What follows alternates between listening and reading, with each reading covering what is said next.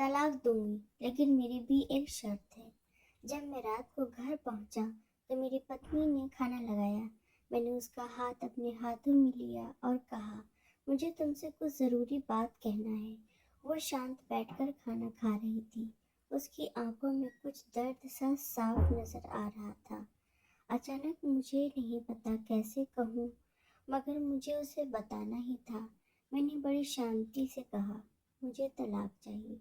लगा जैसे उसे मेरे शब्दों में कुछ फर्क नहीं पड़ा, बल्कि उसने मुझसे पूछा, क्यों तलाक चाहिए। मैंने उसके सवाल को अनसुना किया तो उसे गुस्सा आ गया।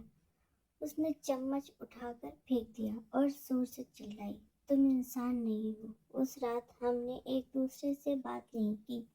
वो रो रही थी। मुझे पता था कि वो जानना चाहती थी कि आखिर ऐसा क्या हुआ जो हमारा रिश्ता टूटने की कगार पर आ गया। पर मेरे लिए उसके सवालों का जवाब दे पाना नामुमकिन था। मैं अब किसी और से, प्रिया नाम था उसका, प्यार करने लगा हूँ। अब मुझे उससे प्यार नहीं रहा। मैंने उसे उसके बरसों के प्यार की सजा दी थी। भरे मन से मैंने तलाक के पेपर तैयार किए। उसमें लिखा था कि वो पूरा घर, कार और कंपनी की 30% शेयर ले सकती है इस तलाक के बदले में। लेकिन उसने उन पेपर्स को देखा और उनके टुकड़े टुकड़े कर दिए।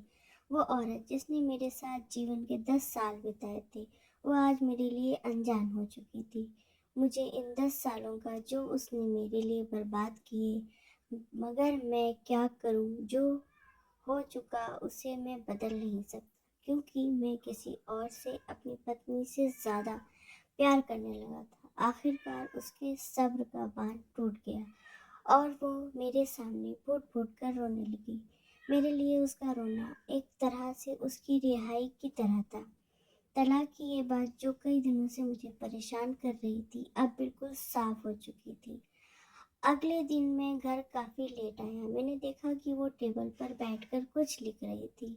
मैंने शाम का खाना नहीं खाया था, लेकिन फिर भी मैं सीधे ऊपर जाकर अपने कमरे में सो गया, क्योंकि पूरा दिन प्रिया के साथ रहने और कई जगह घूमने के बाद मैं थक गया था। वो शायद रात को उसी टेबल पर लिखते लिखते सो गई थी। सुबह उसने तलाक देने की शर्त बताई। वो मुझसे कुछ भी लेना नहीं चाहती थी। उसे सिर्फ तलाक से पहले 1 महीने का समय चाहिए था।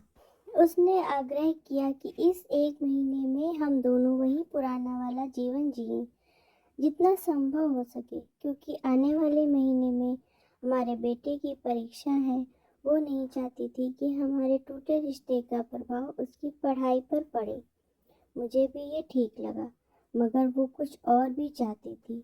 जैसे शादी के दिन मैं उसे उठाकर अपने शयनकक्ष तक ले गया था, उसी तरह वो हर रोज 1 महीने तक मैं उसे शयनकक्ष से उठाकर मुख्य द्वार तक ले जाऊं। ऐसा वो चाहती थी।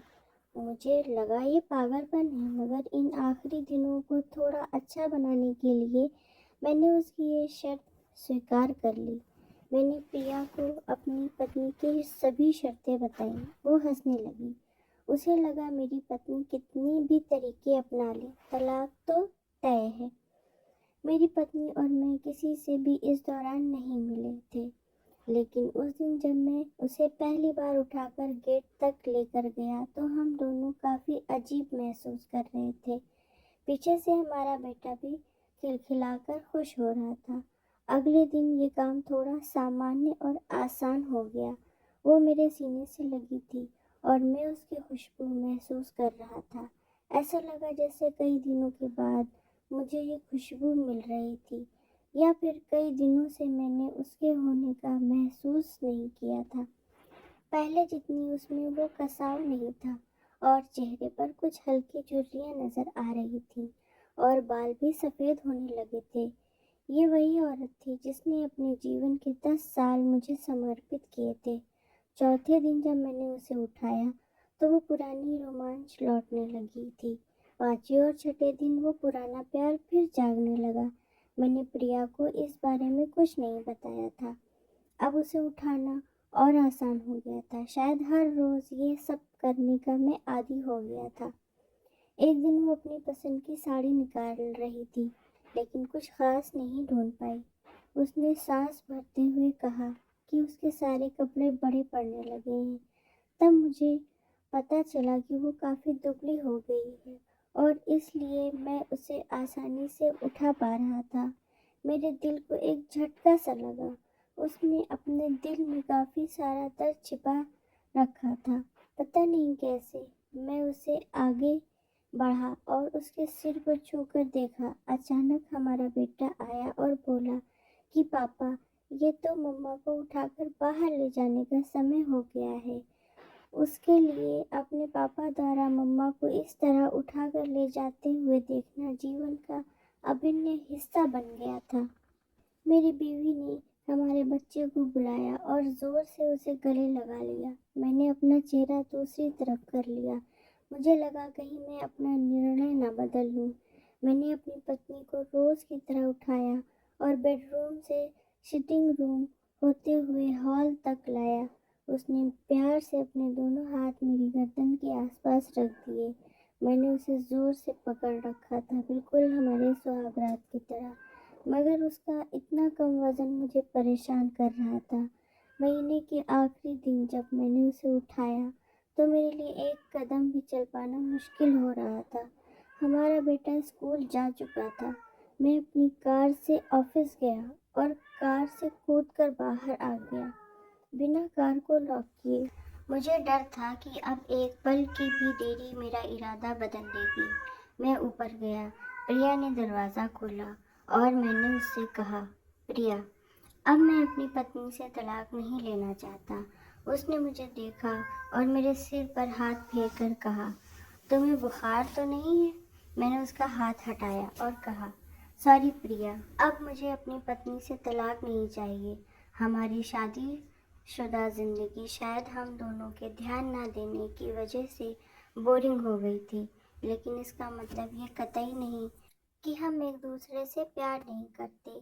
अब मुझे एहसास हुआ है कि जिस दिन मैं उसे शादी करके अपने घर लाया था, उस दिन से जीवन के आखिरी दिन तक मुझे उसका साथ निभाना था। प्रिया के होश उड़ गए। उसने मुझे एक जोरदार चांटा जड़ दिया। मेरे मुंह पर वो रोने लगी और दरवाज़ा अंदर से बंद कर लिया। मैं सीढ़ियों से नीचे उतरा और आकर अपनी कार में बैठ गया। आगे एक फूल वाले की दुकान पर रुका और अपनी प्यारी पत्नी के लिए एक सुंदर सा गुलदस्ता लिया। दुकानदार ने पूछा कि इस पर क्या लिखना है। मैंने मुस्कुराते हुए कहा कि मैं तुम्हें जीवन के आखिरी दिन तक यूं ही उठाता रहूंगा, मेरी अर्धांगिनी। उस शाम जब मैं घर आया हाथों में गुलदस्ता लिए, मेरे चेहरे पर एक मुस्कान थी। मैं ऊपर अपने कमरे में भाग कर गया, लेकिन तब तक वो मुझे छोड़कर इस दुनिया से जा चुकी थी, हमेशा के लिए। वो कई महीनों से कैंसर से लड़ रही थी, लेकिन मैं प्रिया के साथ इतना खोया हुआ था कि कभी ध्यान ही नहीं रहा। उसे पता था कि वो जल्दी ही मुझे छोड़कर जाने वाली है, इसलिए वो मुझे और मेरे बेटे के रिश्ते को टूटने से बचाना चाहती थी। मैं नीच उससे तलाक लेना चाहता था, लेकिन फिर भी उसने मुझे अपने बच्चे की नज़रों में एक प्यारा पति और पिता बना दिया था। जीवन की छोटी छोटी बातें रिश्तों में बहुत महत्व रखती हैं। बड़ा घर, बड़ी कार और बैंक बैलेंस ये खुशियों का हिस्सा ज़रूर बन सकते हैं, मगर अपनों के बिना इनकी कोई कीमत नहीं। आपको ये कहानी कैसी लगी? नीचे कमेंट करके बताइए। धन्यवाद।